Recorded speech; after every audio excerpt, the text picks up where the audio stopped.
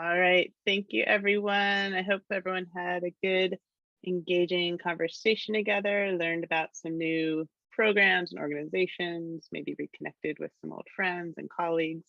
It's really good to be back in this space all together. And it is my distinct pleasure and honor of getting to introduce you to the one and only Jasmine Neosh, who's going to be our fearless leader for the next bit here and going into the panel session. And so I will hand it over to Jasmine to introduce herself and to all of our panelists here today. So thank you all. And thank you so much, Julie, and to all of you for joining us today. Before we get started, I would like to take a moment to do something that one of my leaders has introduced into spaces like this that I found has gone a very long way towards bridging some of the distance that I know is weighing on some of us right now, something I found very helpful. I would like all of us to, wherever you are, just take a moment to take a deep breath, all of us together, find our breath, hold each other in our hearts, and take a moment to consider, how lucky it is that even though we're all so far apart right now, we managed to be lucky enough to exist together in this exact same time. So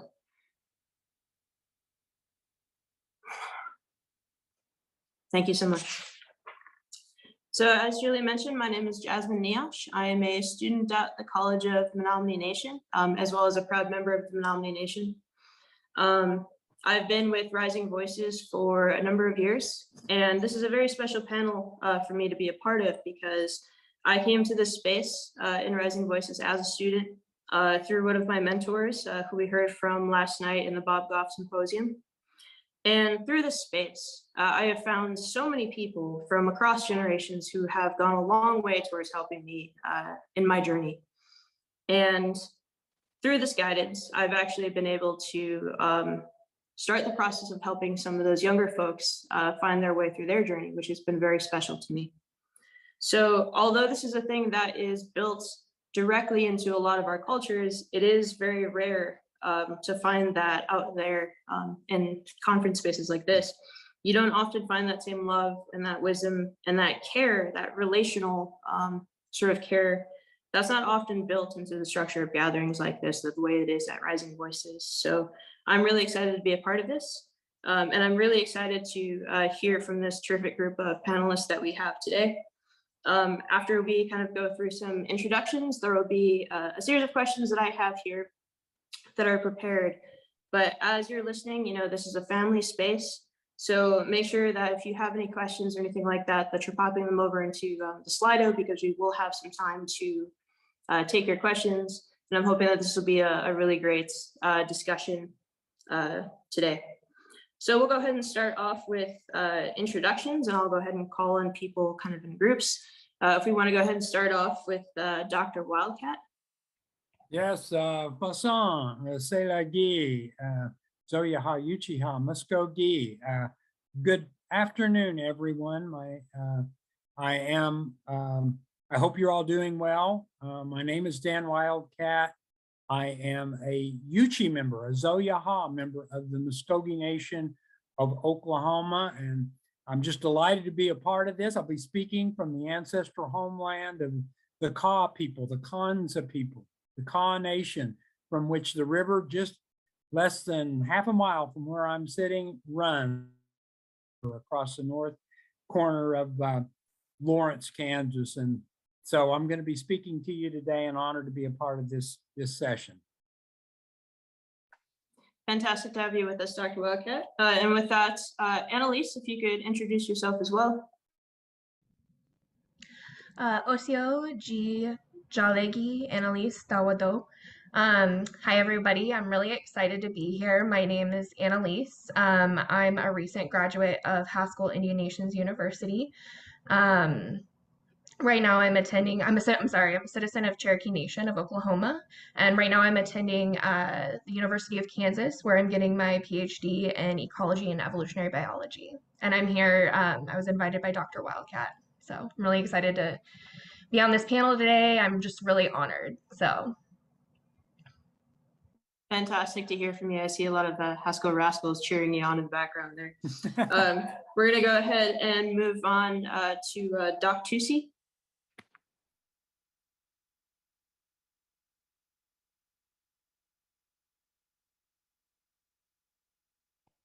Oh, sorry, I believe you're muted. You're still on mute, Dr. Tusi. Sorry. Still trying to figure this out. Malos with Moa Malelangi Mama, aloha from Polynesia. I'm a traditional leader representing my people in the region, and we're all related, so I can't identify one without identifying them all, and that'll take up the rest of the day. I'm also with the University of Hawaii Pacific Business Center, and we're basically economic development, especially focused on regional island needs in the region, and absolutely delighted to be here, especially with the emphasis on mentoring and passing on the wisdom. So, mahalo. Very honored to see you, Dr. Tusi. If we could also have Leroy introduce himself. Aloha, everyone. Thanks for joining us. My name is Leroy Harris, hailing from Papalii, Hawaii. Get the pleasure to work on a daily basis with Professor Tusi and the work that we do out here. I'm an international health specialist in disaster management. We look at working with over 40 different nations in their indigenous communities with building local capacity that ingrains and wove in the local resources that they have there. Because again, most communities have been there in place, so nothing we're bringing to the table except a lot of listening, a lot of learning, and a lot of integration of technology into the capabilities that are there locally. So thank you very much. So good to hear from you. Cheyenne, are you here? Yep, I'm here. All right, if you could introduce yourself. My name is Cheyenne Lurvey. I'm in Kapolei, Hawaii also, downstairs from Leroy. I work with Dr. Tusi. On my father's side, Lani Lenape, Turtle Clan. We work with technology for island communities and First Nations for dealing with environmental needs and helping build them up through waste management, atmospheric water, health, and various other things. Thank you. Fantastic. And then next we're going to move on to Chief Dardar, who I know is on the phone, but are looking forward to hearing your voice. So if you're there, if you could introduce yourself, please do so. Hello, everyone. I so hope that you're able to hear me.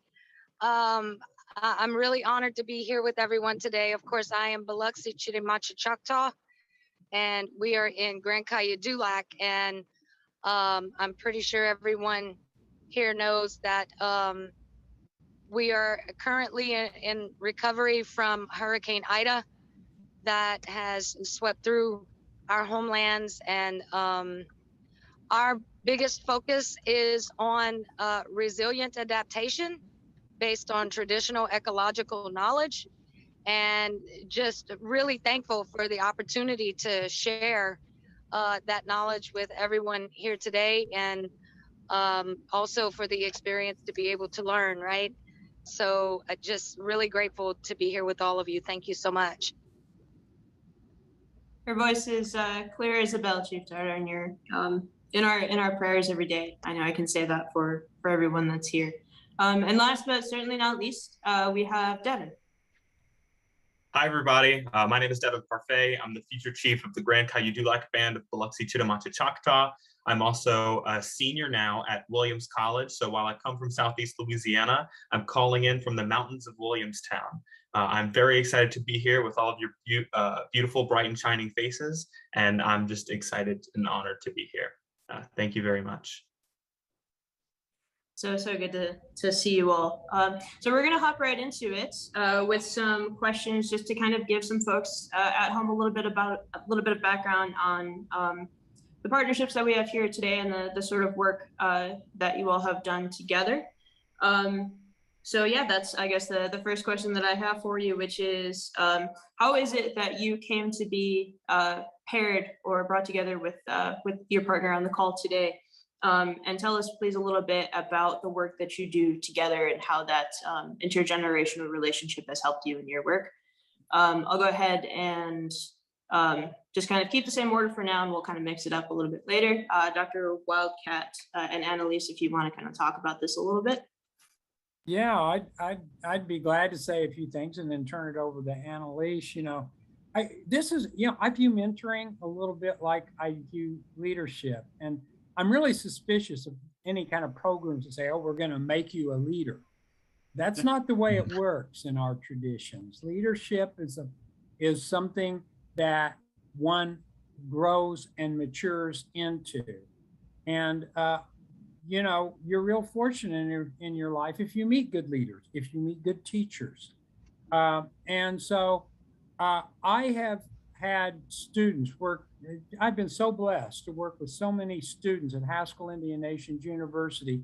And the way I've made that relationship is every grant proposal I do, whether it's EPA, USGS, NASA, NSF, I build in there substantial internship opportunities.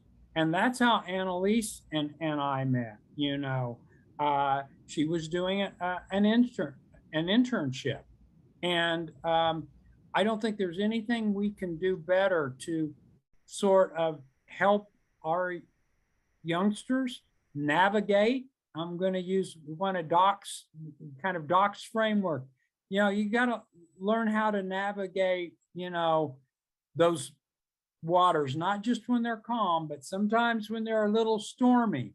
And I think that's part of our job. So I always try to get students engaged, take them to scientific meetings, take them to conferences. And that's how Annalise and I met and subsequently have built this relationship. Yeah, and just to add to that,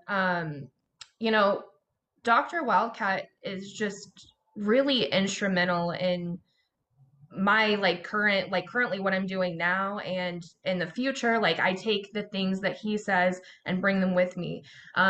For example, I look back on my life and my academic life and think about all of these milestones or these experiences that I've had, and Dr. Wildcat was either part of creating that program to bring that sort of inspiration for STEM or whatever research we were working on. He was instrumental in bringing those programs to Haskell, which sometimes just due to resources or funding are far and few between. So to have somebody champion to bring those programs to a tribal university is a huge deal. And like I said, I look back and Dr. Wildcat took me to Boulder, Colorado, took me to the Tribal Colleges and Universities Day for NOAA. Also, shout out to Bill Thomas and Bob Rabin. I saw you guys on the call. I hope you guys are doing good. But I had never been to anything like that before. Neither of my parents graduated even graduated high school, let alone college. I'd never seen anything like that before. And so I went there to this Tribal Colleges and Universities Day at NOAA, and they presented and they're like, oh, we have these opportunities and, it's going to be 2 years. And I just didn't understand how important having experiences like that were until I went and traveled to go do something like that. And Dr. Wildcat, who I had just been having normal conversations with about, campus sustainability or the wetlands at Haskell, just normal conversations about that. I see him and people are coming up to him and asking him, can you sign this book for me, your book for me, Red Alert, or can you, how are you doing? And he's so inspirational, and to be around somebody like that who's just having a normal conversation with you, it was mind-blowing to me, because I was like, wow, I can be around these people and I can do these things, and I also have a responsibility to take what Dr. Wildcat does for me and do that for other people in the future. So that's kind of our relationship in a nutshell. That's a good one. Yeah, I've been on the side of, on the other side of asking Dr. Wildcat for an autograph for Red Alert. He was very good to oblige about that. So I definitely feel you there. If we could turn it over to our Hawaiian friends. Same question, just tell us a little bit about how this relationship came to be and about the work that you do together. If you want to start with Dr. Tusi. You know, one of the things that traditional wisdom brings to the table is that it's not taught in the schools. And yet many of our young don't realize that many of the answers are already in them. It's part of your DNA. You're connected to the universe, you're connected to the earth. And then the importance is to learn, well, how do you connect? Well, if you go to the business school, they take you to a lab where you read case studies. And so there's a very much a mechanical approach to doing anything. The problem with that is that a lot of that's based on the machine paradigm, but we come from an organic paradigm. So when they come with solutions, they say, well, let's fix the problem. But for us, we say, let's heal the problem. You don't fix the earth and its pain. You don't fix pain, you heal it. And so what that does is it conjures a whole different methodology of how to do that. Too many of my my own people, but that's because they're a product of schools, say, well, we got to fix this, we got to fix. And they said, you know, what your grandfather and what your ancestors would say, let's heal it. What is the difference? And this is why it's so important to meet and to mentor, is that healing or curing is removing all evidence of the disease. But when you heal in our way, it's to make you whole again. So you can be cured but not healed, and know the difference. Another thing that very important, this is why I love having this young man to mentor, and the other uncles that it's not a singular thing. We elders must do it to all youth, to all of our small little fish. An important thing is, have you ever felt certain that you are right while not knowing the reason why? In our world, we call it ike. In Hawaii, it's called ike. In Samoan, it's called i'ike. What it means simply is the ability to attune. It's an intuition, and it's best defined by our languages. This is why it's so important to learn our language. Why? Simply because all indigenous peoples, to my knowledge, we speak in metaphor, analogy, and allegory. What does that mean? That means that we're able to speak to the sacredness, and we can attune to the sacredness of the other. So this attunement thing is so important. And if there's anything I can help to convey, it is to understand that i'ike and intuition are just as valid as scientific research and products that come out of a laboratory. I get hammered all a lot. Hey, did you talk to the tree lately or to the ocean? And they would say that. Well, Jasmine said, yeah, of course I did. How else did I know you would be here to say that? So anyway, the point here is, how do we weave traditional wisdom and modern science and knowledge in a way so that there's mutual respect? Well, basically is pointing out examples. Did you know, for example, in the 1920s, you all heard of Albert Einstein? Well, the thing that blew me away when I read about him and learned as much as I could, that there was unprecedented and extremely fierce objection to his groundbreaking theory of relativity. But what really caught my attention was the basis of all of that, he said, was his intuition.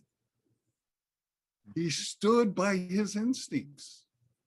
And as a consequence, it got me to thinking, well, right now, you know, from his physics, we're now moved into quantum mechanics, which even embraces the concept of energy and thinking and flow and Ike, even more so. And because we're at a business school, we have to use business examples. You know, y'all know Steve Jobs. Well, in his biography, he highlighted intuition is the most powerful thing, more powerful than intellect.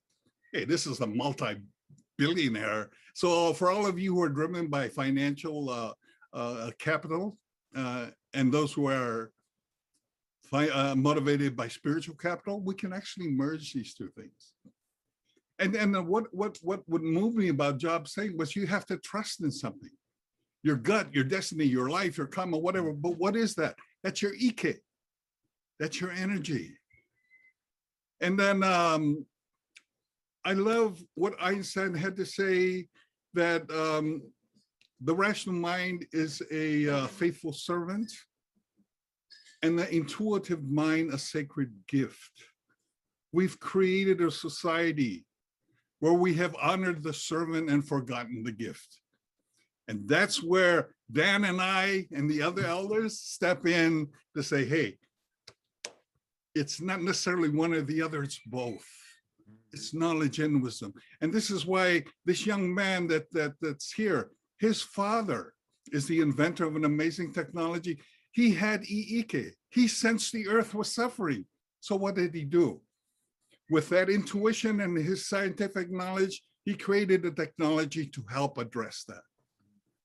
So Cheyenne represents the next generation. So it's not enough to just chant, lament, and dance and drink kava, which we tend to do, but to weave the traditional wisdom and our cultural values and spirituality with modern science, knowledge, and technology. By doing that, we will unleash the healing powers of our next generation. Wow.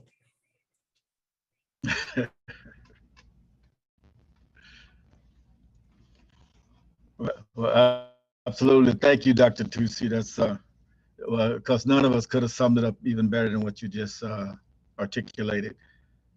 Yes, I also like to emphasize the fact that that Cheyenne, you know, is not just as a protege, but as an actual learner. He has an understanding of engineering through the close work and following of his father, and working directly with the technology that's there. Now, in my world, I do a lot of work globally, you know, creating proposals, going in communities, and looking at helping from a disaster management and healthcare perspective when it comes to helping communities become more resilient. One of the things that connected us is the fact that in those communities where we look at trying to destroy vectors and prevent those other type of waterborne, foodborne, other type of illnesses, the technology that Cheyenne and his father works on, you know, particularly targets that. So in these refugee camps that I went to, where there's a lot of stuff that's going on, the TCOM solution, which is thermal conversion of municipal waste and all kinds of green waste and the like, that gets turned back into basic carbons that can be placed back in the earth and to make things grow better and to make all kinds of tools and things that we can work with today. 100% through their technology is reproduced back in fuel and benefits to the community. So it creates not only just an economic advancement, but it also helps with removing all of the rubbish that's out there, all the unclean things, even when it comes to sludge and the like, so that those things can be turned to useful tools, cooking oil, fuel, energy, and the like. And so those are technologies to actually bring in the things that help us to make sure that there's no vectors out there, you know, gets rid of the standing water, gets rid of all those old tires and other stuff that's out there that creates breeding grounds for mosquitoes and, you know, cleaning the water and a lot of things like that. So our technologies come together with me working with the community and their solution being able to kind of clean up the environment, because through a healthy population that's sustainable makes economic development anyway. So not bringing in large, large systems, large, businesses to kind of do work. It's one clean environment. One of the other things we look at it now is that a lot of land now is finally being turned back over to the indigenous populations. But those lands are either been soiled or they've been destroyed and need to be tested and stuff. And so so that's some of the things that we do. You test the soil, you test the land, see what people left behind before we start growing our, creating our farms and actually exploring and living on that land under those contaminants, see what it is, and then make those, make those assertions on how that stuff needs to be cleaned up, when they slip through these environmental impacts. But Cheyenne, on the business side and being a general manager for his business and learning the technology, is something that I admire, because, he spends a lot of time, understanding culturally with Dr. Tusi and understanding some of the rhythm of education, and then the practical things that we do from a business perspective, and being around me to shout him. So I'm honored to sort of be around him and even be considered a mentor, but definitely as a coworker. But we're here for Cheyenne, and so Cheyenne, I'd like to hear from you. I might add, it's turning trash into cash. Yeah.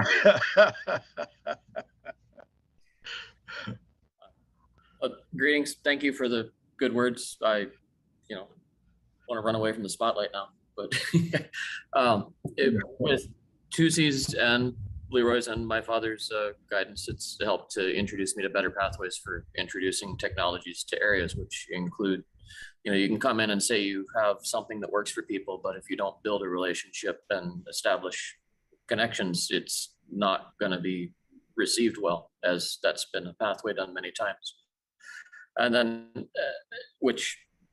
I've traveled with Dr. Tusi through the Pacific, and even most recently to some of the First Nations in Northern California, where we've presented options to help them and give them ways to build themselves up without being reliant on a centralized model that we've so often approached.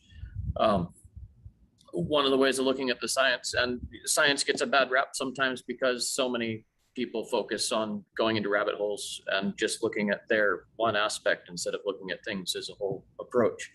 And that means you need to look at, when you do one thing, how does it going to affect everything else? For example, looking at cleaning up the rubbish, which we haven't done effectively in quite some time. Before it was just ceramics and a few other things that were left in the rubbish heap, but now we have plastics and chemicals that will survive several generations beyond us. So we need to introduce ways that those can be cleaned up on a local level and improve the quality of life in that area, giving the people an economic driver to support themselves and thrive.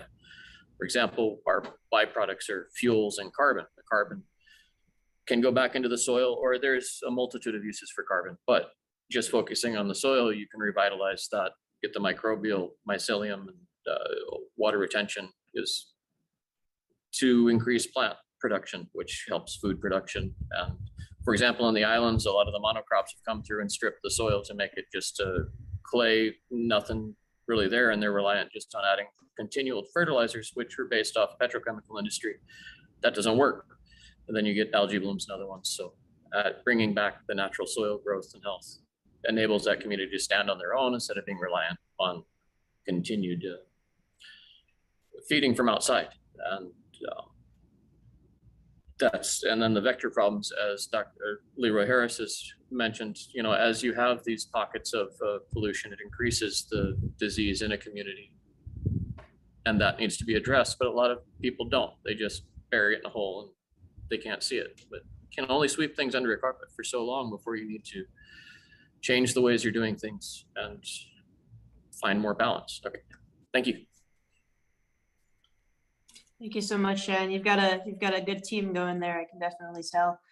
And last but certainly not least, of course, Chief Dardar. Same question. If you want to tell us a little bit about your relationship and the work that you have sort of built together.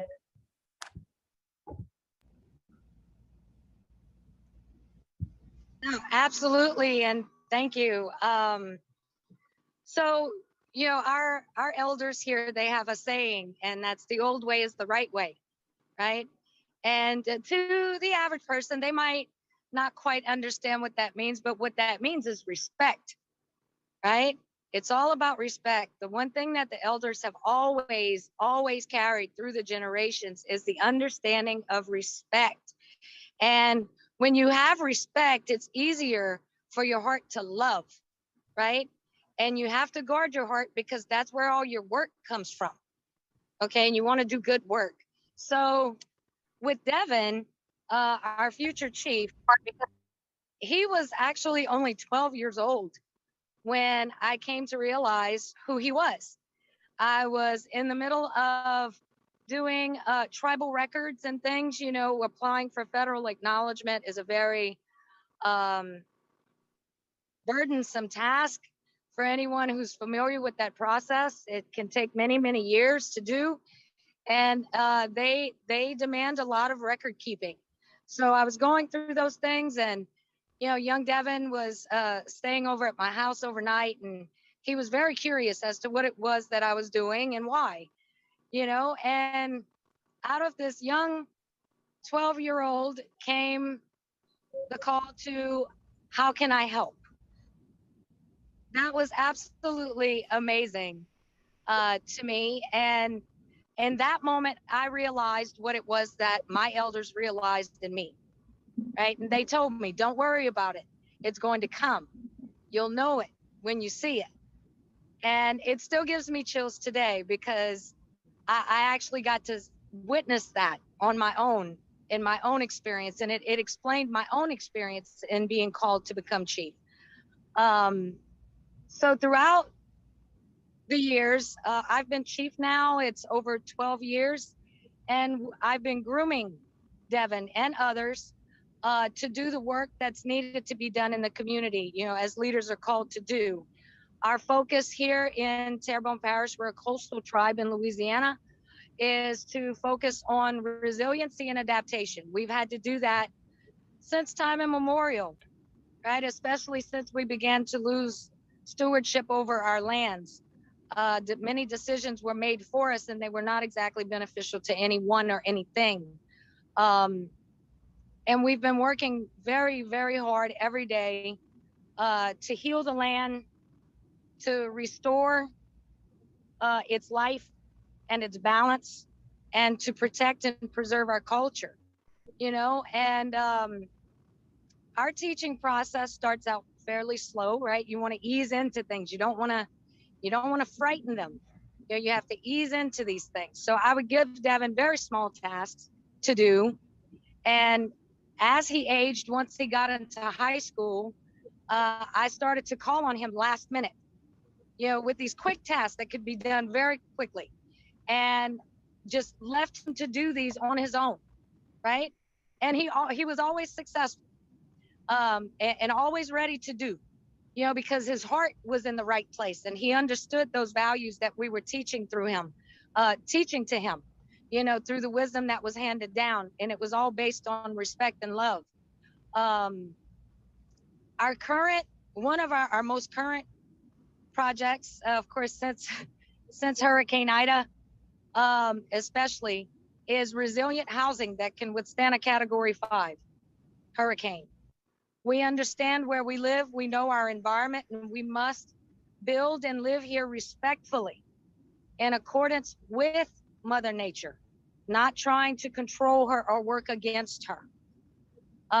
There were many projects that were coming into play, such as we had green septic systems that were able to float when floodwaters would come in, floating gardens so that our people could return to a more traditional natural diet.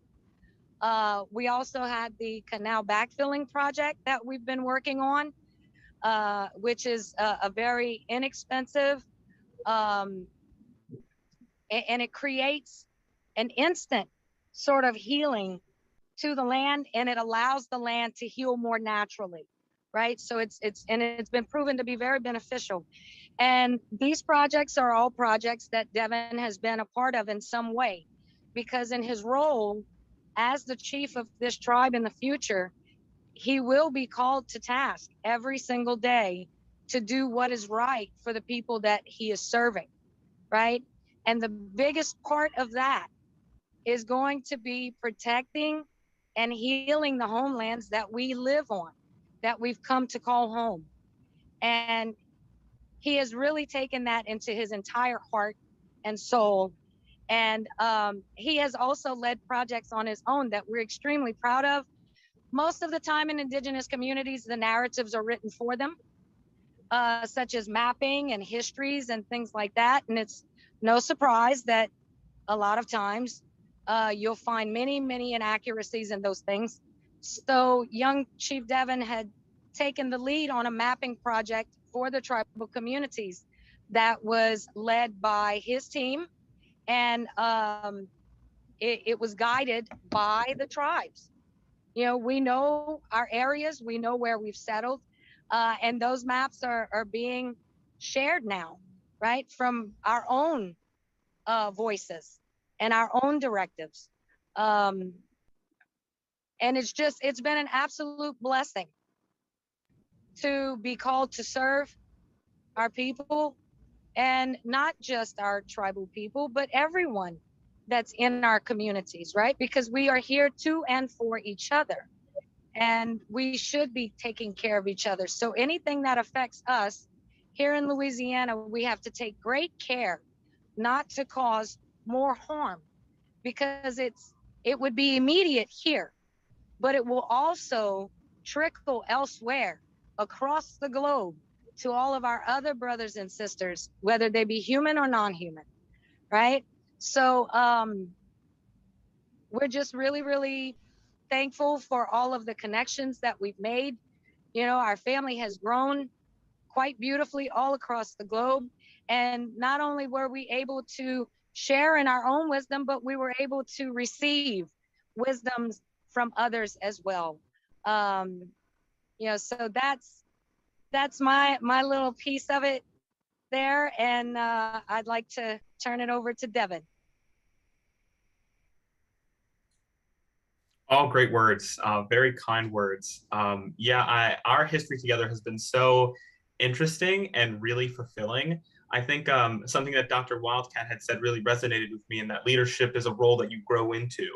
And I have totally felt that throughout my life. I remember, as Shirell said, whenever we had that conversation when I was younger, I just had so much love and respect for her, the way that she went about life and the way that she helped the community. And something about that really sparked in me this passion to want to help and give back and to give like she gives.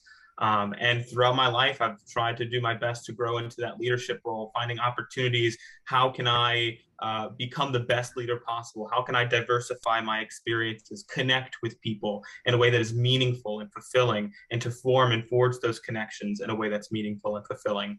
And I found every opportunity that I can to give back to my tribal community, whether it's being called on by Chief Shirell to do different tasks or to work on in these different groups to help work towards a similar goal, or whenever I went into college, because, you know, I had always known what I was going to be, but not exactly how I was going to be it. So that was kind of the big challenge for me. How am I going to be a leader in this way? How am I going to present myself? And so you know, I was going to community college for a little while, not really sure what I wanted to do. I knew education was the way to go and to move forward into the world, but didn't really know exactly how. And it wasn't until I found Williams, the college that I'm at now, where I started to find and navigate my path more. I tried really hard to apply to Williams. I was going to community college. I was, you know, average student. I was never really academic at all. I was B's, C's. And then I ended up going to a conference in Seattle to be there on behalf of the tribe. And it was a conference in which Rona Cox, who's a geoscience professor here at Williams, did a co-presentation with Shirell, where they went to talk about the plights of Southern natives. And I ended up being able to speak at that conference because I was so engaged. Rona saw how engaged I was. I mean, it was incredible to be around scientists and lots of pretty rocks too, but so many people who were so passionate about the things that they had done in their lives. And it was just so incredible to see all of that passion. And it was just amazing. And Rona had asked me if I wanted to go up there and speak on behalf of the tribe. And I was like, yeah, I do. Put me up on that stage. So I ended up going on the stage, and I think I did a pretty good job. And Rona ended up asking me, well, would you want to try to transfer into Williams? And I said, yeah, I would like to transfer into Williams. And that started a long process where I ended up getting all of my grades up. I worked really hard. I hit the grindstone. I got all A's in my community college semester. It was the first time I retook the ACT, and it was the first time that I went into a library and sat down and studied from an ACT book to learn the ACT. And then I got recommendation letters from 2 professors whose classes I did well in, along with Chief Shirell and Rona. Applied to Williams, and then they ended up rejecting me at first.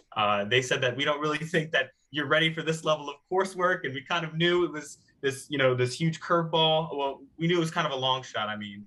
But then we ended up doing this program called the Williams Mystic Program, which is a Williams-sponsored program that any school from around the country can go into, and they end up, they look at the ocean from multiple lenses: policy, science, literature, and history. And it shows people in the earth and the problems that exist between those. And one of the places that you end up traveling to, you do 10 days offshore, you live on the East Coast, you travel the West Coast, and then they go back down to the Gulf Coast and talk to Chief Shirell about social justice, climate change, land loss, and all of those important issues.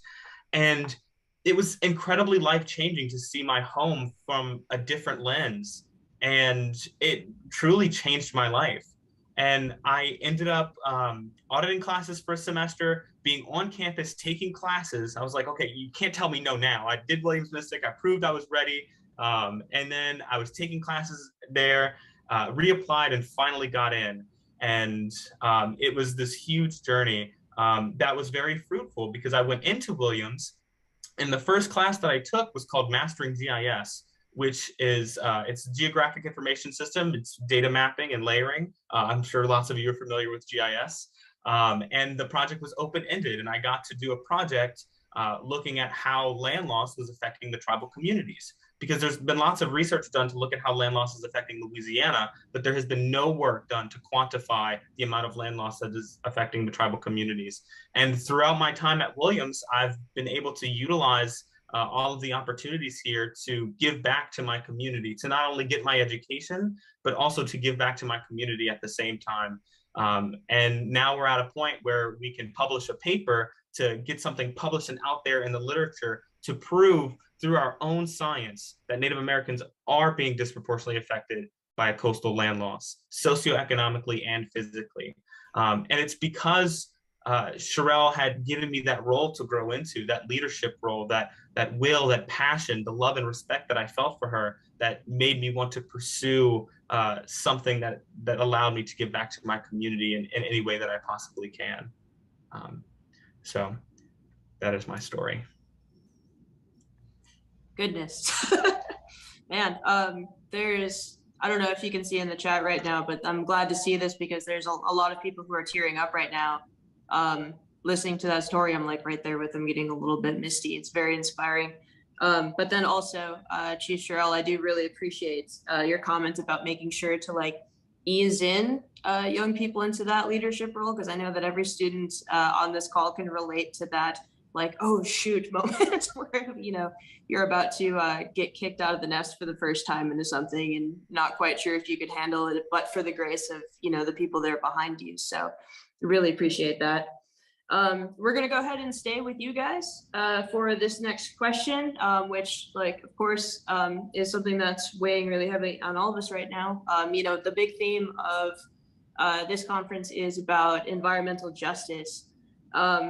So my question for you, and we'll start off with Chief Shirell and with Devon and kind of go in the reverse order as before, is how do intergenerational practices contribute to centering justice when they're part of these collaborations that engage the Indigenous and the Earth scientists? And Chief Shirell or Devon, either one of you wants to start.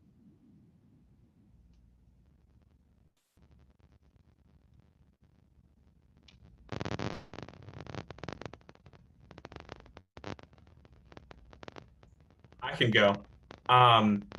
I think that a lot of it is the passing down of knowledge, because there's so much that I feel like I don't know and I'm still learning even to this day. And Shirell has always been there to guide my hand, to teach me the right way, and to teach me ways of knowing that are both indigenous and cultural. And one of the main things that I do nowadays is storytelling. And I learned a lot of storytelling techniques from her. It's really funny because I have my advisor Rona, who teaches me how to talk about the science and to present about the science, but also Shirell, who has taught me how to storytell, how to tell the story in an indigenous way, to be present and to give information in a way that is meaningful and impactful. And that's one of the ways that I feel like that knowledge has been passed down to me through Shirell. I mean, just watching her and seeing her interact with people and telling her story and the way that she goes about helping the community. I think that would be my answer. Fantastic. Chief Shirell, are you still there?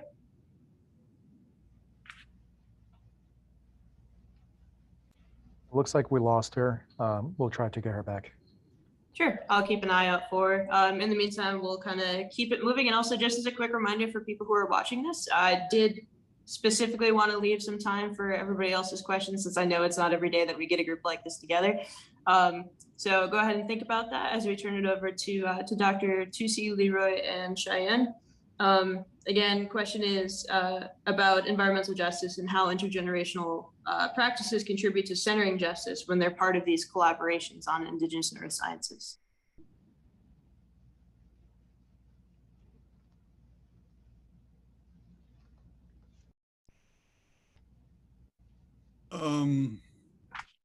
First of all, I'd like to commend the young neophytes. You know, in an indigenous setting, there's no such thing as a neophyte in a way. An elder who mentors children, our children. So we see you in a little different light than being an intern or you know. So I love the fact that that the relationships are as rich as I've been so delighted to hear. On the issues of you know, these justice, there's so many perspectives. Are we speaking from a human-centric perspective, or are we speaking from a living Earth perspective? Sometimes when the two get intermixed, I think that can create confusion, and I think this is where the wisdom component comes in, and what has helped me through all the years of my experience was that the transcendent justice is balance, harmony, restorative giving, love and respect, period. It doesn't say for humans or anything else, but those are the driving principles. So how we apply it depends on each generation. So I love what Devon had to share earlier. Knowledge, unless it can be applied, is of little value. So we need, this is why the mentorship relationship is so fundamentally important. And then the level of justice, often we're asked to think, well, we need to think out of the box. However, seldom have we heard, do you know what's in the box? Do you know where you fit in the box, or do you even fit in the box before you start thinking out of the box?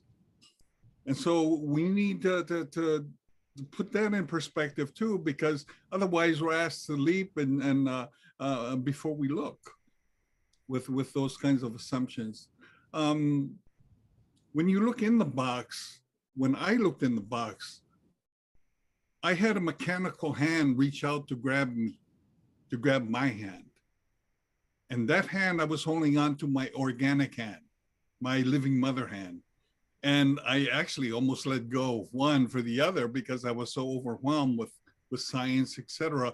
But I realized I didn't have to give it up. I can hold them both together. So how can we do that when we confront our challenges today? Right now, Mother Nature is under assault in so many different areas, but yet our emphasis is on human-centric justice. Well, perhaps we can look at some solutions that have already been engaged. If you're familiar with Aotearoa and the Maori people, Aotearoa is the traditional name for New Zealand. And the people from there are called the Maori. They have been fighting for 100 years in the courts to claim that the Wanganui River is them and they are the Wanganui River. In 2017, the New Zealand government awarded person rights to the river. What does that mean? That's an amazing weaving of traditional wisdom and modern knowledge. We said, well, how can a river have rights? Simple. Take a look at a child. A child has rights, but the child can't vote or speak at parliament or on the floor. The parents do that for the child. In the same way, a person who's disabled, you have a caretaker. So the Wanganui River can speak in court, can be represented by its stewards who are the Maori Wanganui people. So when we can take a close look at that incredible model, I think that might be a compelling way to look at reconciling these two different perspectives. The last point I have to make is, well, somebody said that's absurd. And I said, what do you mean it's absurd? The Supreme Court has just given personhood to corporations. And that a corporation is a thing. It doesn't breathe or anything else. So if we can give personhood to a thing, certainly we should give personhood and personhood consideration to living things. Part of who, as the Maori people have pointed out, they are part of us and we are part of it. So that's a whole different level of justice that I think is very compelling, and for our young mentorees, so our children, to take forward. Very cool. Yeah, Leroy, do you want to go ahead? Well, no, I was just going to say that thanks again, Dr. Tusi, who always has a way of expressing himself that provides good guidance for people to kind of grab a hold of. And I really don't have much to add to that. Is that just through our workings, we try to put the communities that we work with in a position to understand, the conditions and the environment they're left in, and then provide data to be able to help them, fight and get their just cause and just respect that, that's kind of get trampled over. Most of the times, communities don't have technical folks to kind of come in and provide solutions. Insofar as that, to really do real work in a community, you got to spend time, you got to understand a lot of listening, eat the food, be with the people, understand what's going on before you really try to find out what's going on. And that just takes a lot of effort. And so that's what we do uniquely different than anyone else. And then where we're invited to, we go in and make that work. And that social justice is built upon by folks taking advantage of their own communities and realize their rights and how they've been abused through data and through other things that have been abused by services that are supposed to be provided. And then they can actually take that to governments or whoever entities that are responsible to try to make way. But in the meantime, we look at building resilient communities. So that's really all I have. Cheyenne? Thank you, Leroy. Thank you, Dr. Tusi. Couldn't say it better. But one of the things to help with social justice and others is to get people to stand together by providing the tools that give the resources so they can stand on their own feet without being reliant on outside help that comes with its own price tag. So you need to help people stand up. I'll keep it short at that because I know you're pressed for time for questions also. Thank you. Very good. Thank you so much. And then Dr. Wildcat and Annalise, again, same question about centering justice and collaborations, intergenerationally. Oh, you're on mute, sir. There you go. I'll make it short and sweet because I want to hear what Annalise has to say. And she gave me the greatest opening. She talked about the way our students fought for almost 25 years to protect the wetlands on the south part of the Haskell campus. It was part of the Wakarusa River wetlands. We fought a traffic way proposal by the county and the city. We finally lost our battle in federal court. I think it was about 2000, maybe 12 or 13, and they got permission to go through that wetlands and build a traffic way. And, a lot of students were hurt, but I wanted to remind them that, in some ways, just what Doc was speaking to is so relevant. We always defended the wetlands because we never translated it into resources. We understood the wetlands as full of relatives. So if we want to center justice, I've got two suggestions. First, give up living in a world full of resources. That's a myth. That's the greatest myth that's ever been told. We live in a world full of relatives. Isn't that what ecology and evolution teach us? And then we can get across this mindless adherence to individualistic notions of my inalienable right. In fact, I don't have to wear a mask. Don't tell me to wear a mask. Don't tell me to get a shot. We can't even protect each other, our own families, because we got some people, you're infringing on my rights. Well, Indigenous people value liberty and the unique gifts every individual has as much as anyone on the planet. But we know inalienable rights are hollow and groundless unless they are co-joined and complemented with unalienable responsibilities we have. Think of how our world would change. Just as Doc said, we're talking a whole new level of justice. My behavior is a question of how do I become a mature, competent human being in this world by acknowledging my relatives and my responsibilities. And I'm so proud of Haskell students because they led a fight for 25 years to try to defend the wetlands. And guess what? We're down there working on restoring the wetlands now. They built a traffic way. Our relatives didn't leave. They're still down there. We have as much important work to do there now as we did before they built the traffic way.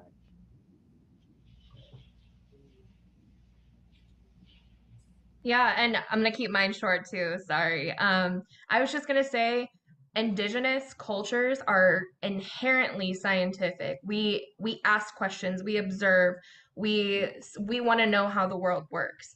And for us to go and be in settings where it's, say, academia, and we're in this, I guess box, that's the metaphor everybody's been using, where we have to adhere to like this certain system and things are only fact if they line up with this, or this. And that's not the case whenever we create spaces like this. We don't have to do that. We don't have to adhere to that. And that's so important. And a lot of us being able to get our voice out and get what our definition of justice is, it starts in academic settings. There's a difference between being a scholar and being somebody who goes to school. And I think Indigenous people were naturally we want to know how things work. We want to advocate. And if we just have enough confidence in the voice and the space to do that, it's gonna happen. So that's all I have to say. Fantastic. So great to hear those answers from all of you. So we only have a couple of minutes, so unfortunately we can't get to all the questions that we have. So I'm going to try to get through a couple of these. The first is the idea of intergenerational knowledge and wisdom also includes intergenerational trauma. Healing, as stated, is bringing one to being whole. My question is, if one is unwhole, in pain or traumatized, yet find themselves in a position of power or responsibility, is it better to heal first and then lead? Which I think is a great question for some would-be mentors. We can start off with Dr. Tusi and then Dr. Wildcat, and then if Chief Shirell is on, she can come back to that as well. The healing is an ongoing process. But in order to heal in our belief systems, you must be capable of restoring and strengthening love. That's what we call aloha. You can't heal without aloha. And complementing aloha is respect. So if you're injured, you think, well, I just need to fix my injury. It'll be very difficult to get to where you need to go. And aloha is not so easy. It takes tremendous maturity and oftentimes suffering to even get to that point. But that's when healing actually begins, and it thrives, and it can make all the difference in whatever circumstance you may find yourself in.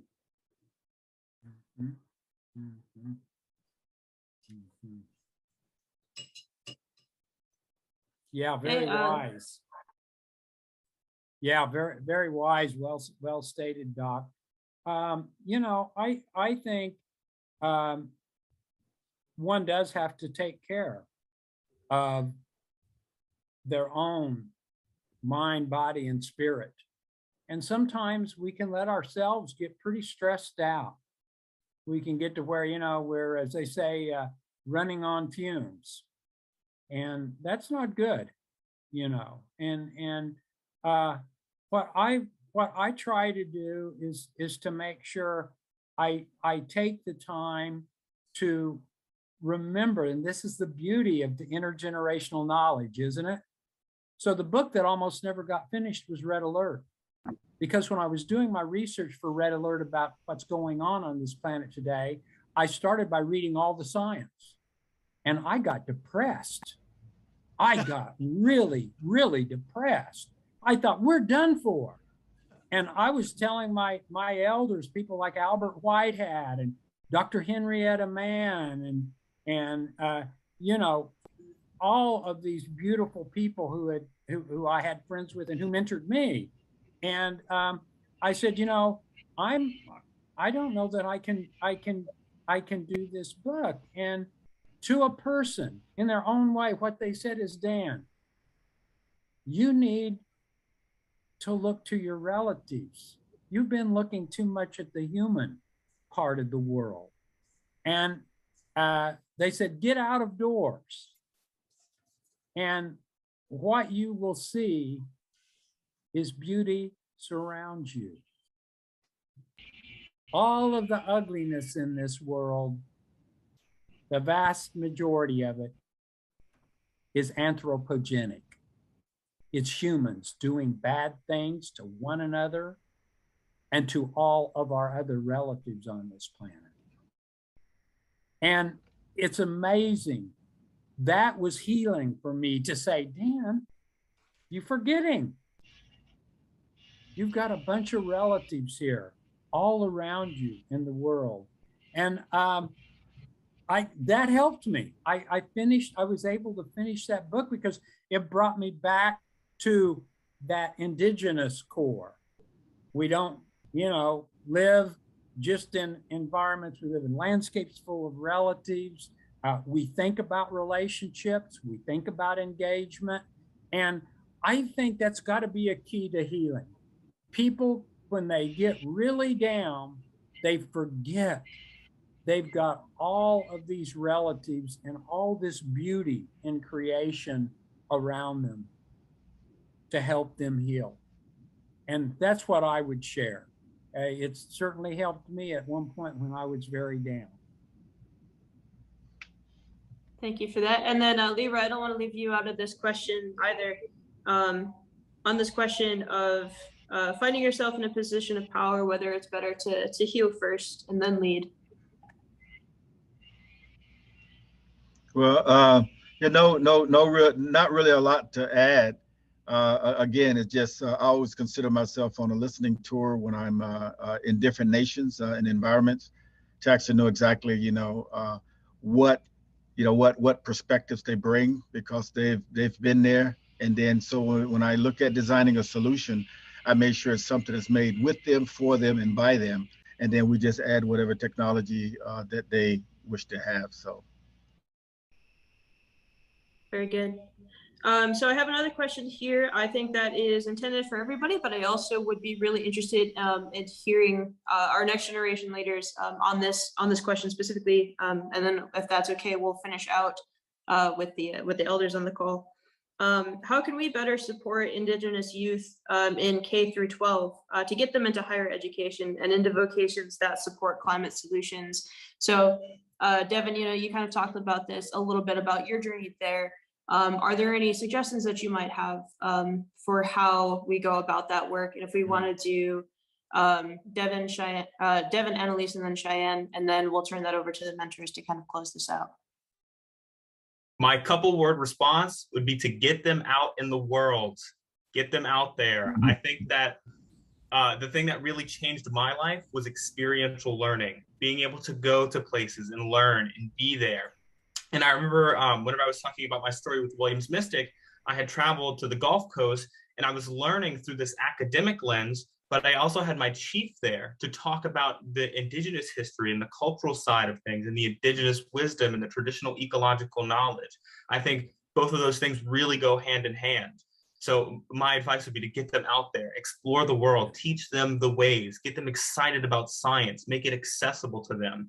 And I think there will be a lot less stagnation when it comes to trying to pipeline into different science programs and going to conferences and going to college and thinking, oh, is science really something that's for me? And they can learn that it absolutely is, and you can do wonderful things with it. So that would be my advice. Annalise? Yeah, well said, Devon. That was, exactly something that I would say.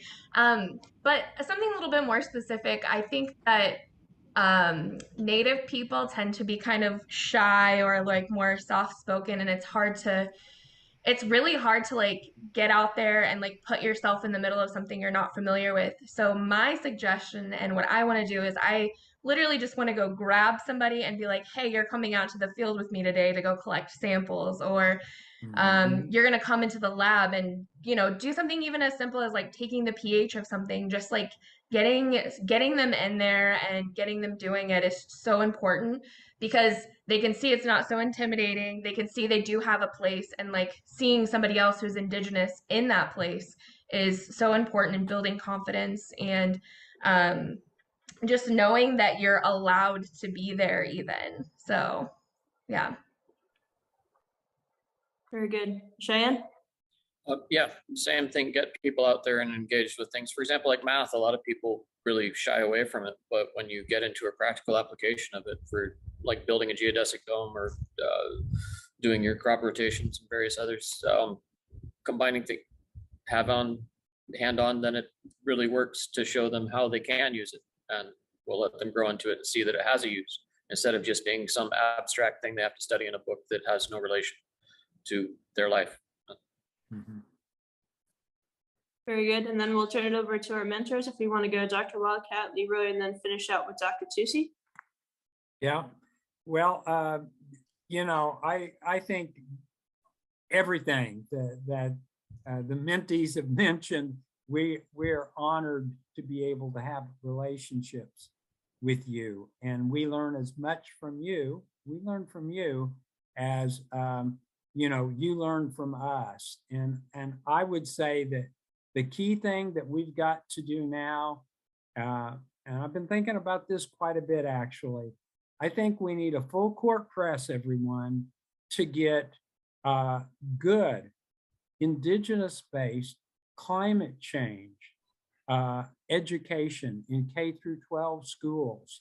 And we need to disabuse any Indigenous child from this notion that their ancestors didn't have knowledge.